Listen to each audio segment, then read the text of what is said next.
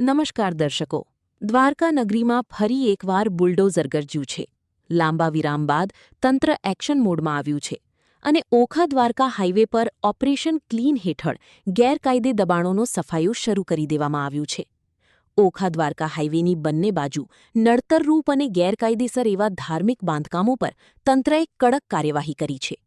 આજે ઓપરેશનના પહેલા જ દિવસે સર્વે નંબર 32 અને 34માં મોટી કાર્યવાહી કરવામાં આવી.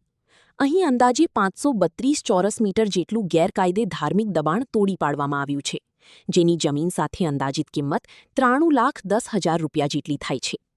તંત્રની યોજના મુજબ આ ઓપરેશન ક્લીન આગામી 72 કલાક એટલે કે 3 દિવસ સુધી સતત ચાલશે. કોઈ અનિચ્છનીય બનાવ ન બને તે માટે હાઇવે પર પોલીસનો ચુસ્ત બંદોબસ્ત ગોઠવી દેવાયો છે.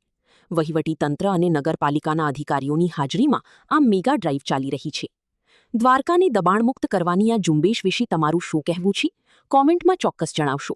ગુજરાતના આવા જ મહત્વના સમાચાર જોવા માટે અમારી ચેનલને સબસ્ક્રાઇબ કરો. આભાર.